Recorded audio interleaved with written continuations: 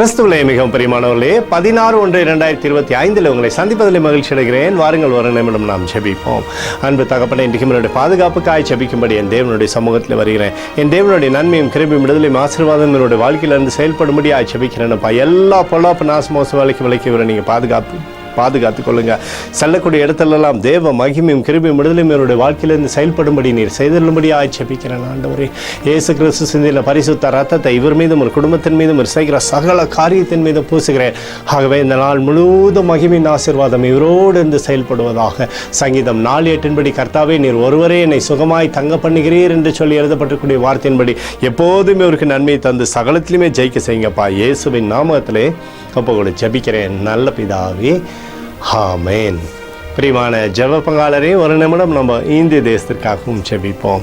அன்பு தகப்பனே, 16/1/2025 இந்திய தேசத்திற்காக ஜெபிக்கும்படியாக என்னுடைய சமூகத்தில் வருகிறேன்.